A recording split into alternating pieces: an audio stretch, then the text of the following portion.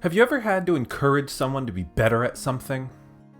Maybe you tried helping a friend learn a new skill, or coaching a new colleague or employee at work, or maybe even just encouraging a family member to stick to a new hobby. One of the major hurdles in these sorts of situations is convincing the person that they actually have what it takes to succeed at whatever it is they're trying to do. That they have the capacity, the right stuff inside of them, the potential to achieve their goal. But what if they just don't believe you? What if they're convinced that they're fundamentally incapable of succeeding? Over 2,300 years ago in Warring States China, a Confucian philosopher, reformer, and teacher named Mencius faced a similar problem. One part of his job was to convince ruthless and wicked rulers to govern better, to be benevolent, just, and caring towards their people, during a period in Chinese history where rulers were typically anything but that. So to accomplish this goal, Mencius first had to convince these rulers that they had the capacity to follow the Confucian Way. He had to convince them that yes, even you, a ruthless, wicked, corrupt, and brutal tyrant, have what it takes to be morally good. And this is exactly why he developed one of the most important ideas in all of Chinese philosophy, the theory that human nature is fundamentally good.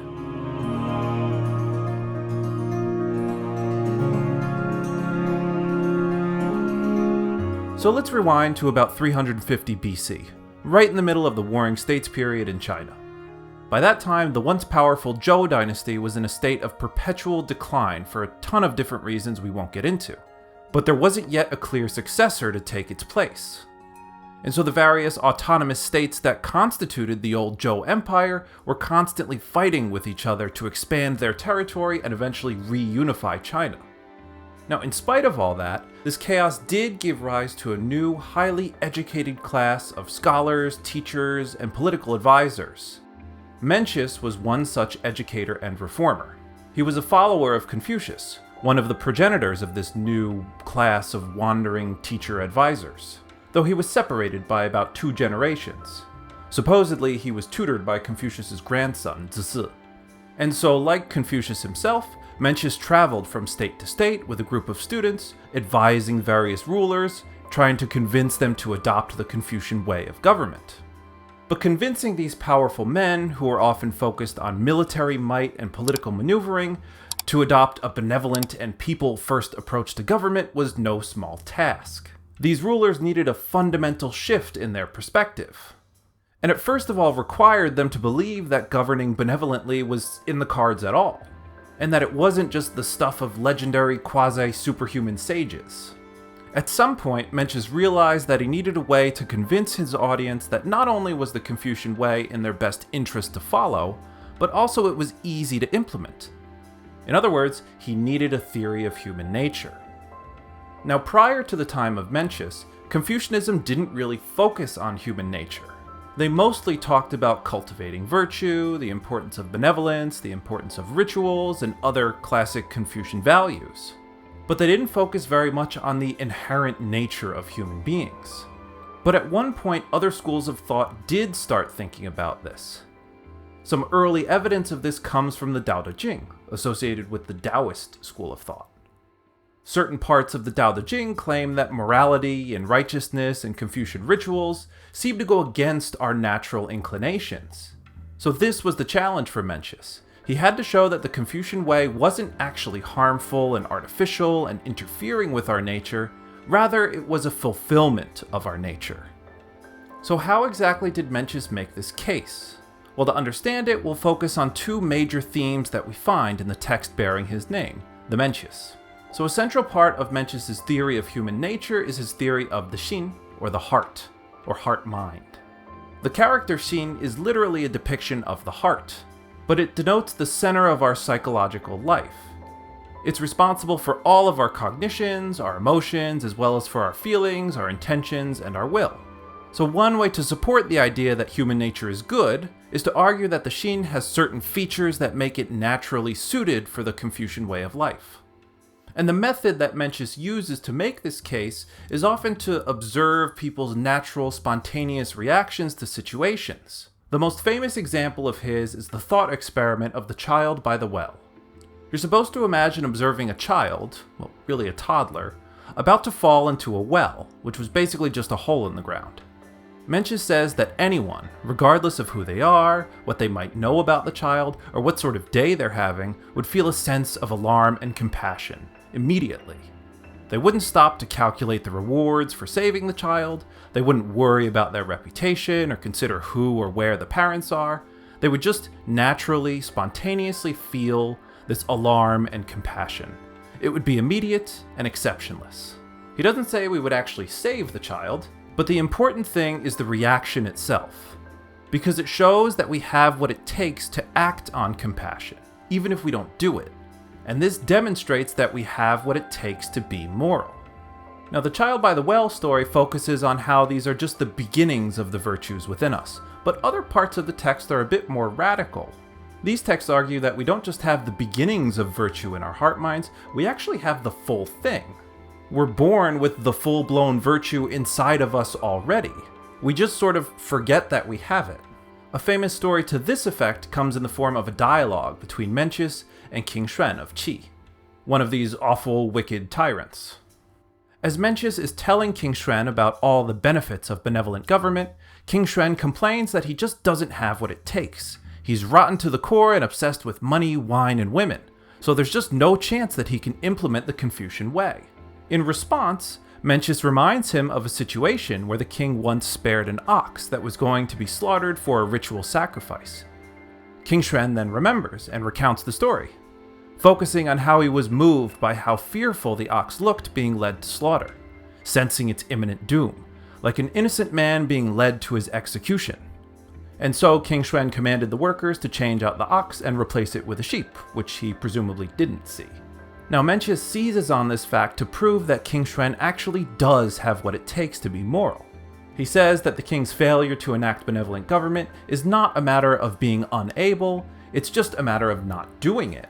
He already has what it takes to be moral, and this is conclusively demonstrated by his emotional response to seeing the ox, and it's further demonstrated by his follow-up action of sparing the ox this awful fate. Anyone who can do that, Mencius argues, can obviously treat other human beings with decency and respect in accordance with the Confucian Way. So it's a bit unclear if these two different models actually go together. Do we just have the beginnings of virtue within us, per the child by the well case, or do we have the fully fledged virtue within us as per the case of King Xuan and the ox? It's difficult to say, and much ink has been spilled on trying to suss out the details here. At any rate, the common thread in all of these stories that emphasize the heart mind is that it is born with the capacity to be moral. We just have to actualize it somehow. And figuring out how to actualize it brings us to the next major theme in Mencius's philosophy on human nature.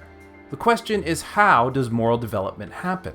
Well, on one level, the answer is obvious. Mencius is a Confucian, so in order to become moral, you just follow the Confucian way of life. Duh. But there were still lingering questions about how to understand that process as it pertains to our human nature. So to give an example of this, at one point in the text, a rival philosopher named Gaozi claims that the relationship between morality and human nature is like an artisan working on raw material. In other words, it's a craft analogy. Human nature is like the qi willow, he says, while morality is like the cups and bowls that are made from the qi willow wood. So the idea here is that moral development should be understood through the lens of a craft metaphor. We become moral by working on the raw material of human nature to create something more refined and better. But in response, Mencius points out that, well, in order to create cups and bowls out of the qi willow tree, you kind of have to destroy the tree. In other words, you have to go against its nature. And so if morality is like shaping or crafting a raw material into something useful, then morality would be a disaster for us. This leads Mencius to argue that the process of becoming moral has to be a natural one. Morality must reflect a natural tendency in human beings, otherwise nobody would do it. But in fact, people are morally good all the time. And since we're all born with what it takes to be moral already, the process of becoming moral has to be more of a reflection of our natural development process, rather than something imposed upon us from outside. In direct response to Gaozi's analogy, Mencius gives the famous analogy of water flowing downward. Human beings' natural tendency towards goodness is just like water's natural tendency to flow downward. Of course, you can push water in all different directions, you could even splash it upwards, but naturally the way it wants to go is down. And naturally the way we all want to go is towards goodness. This is why you need a Confucian benevolent ruler to guide people in accordance with their natural tendencies to allow them to come to fruition. And the idea that this is a natural process runs pretty deep. One of his most famous examples is the story of a farmer who spent all day working in the fields pulling at the sprouts of his newly planted crops to help them grow. Obviously, he just kills them all. So even though he had good intentions, he ultimately doomed his crops by interfering with their natural growth process. Trying to force moral development from the outside only leads to disaster. Instead, the idea is that a Confucian sage will know the appropriate way to nourish people. Now, there is so much more to say about Mencius' theory of human nature, and we're barely scratching the surface, but I think this gets at the two main ideas. The first idea is that we all have what it takes to become moral. And the second is that the process of becoming moral should be thought of as a natural one. But what do we actually think about this theory? Well, let me know in the comments below, but I'll just tell you what I think. First of all, I think it's pretty inspiring. It places the capacity for goodness within everyone, so there's no excuses. You can't cop out of an ethical dilemma just by saying, oh, I'm just greedy, or oh, I'm just lazy. You might be choosing to be that way, but you certainly have what it takes to do the right thing. And that's some pretty tough love, but it's not crazy. It also suggests that morality isn't a burden.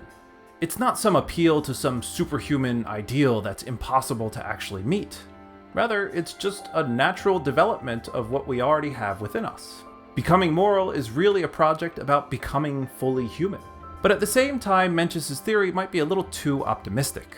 I mean, if human beings were naturally good, you would think that more of us would turn out that way. And furthermore, if moral goodness comes naturally to us, then what do we need a rigorous Confucian moral education system for? Could you just leave people alone to do their thing and they would just turn out good, like the Taoists say? And I'm not just being a Debbie Downer here about Mencius' theory of human nature. The evidence suggests that his view was far from universally accepted. In fact, it was probably more of a minority view.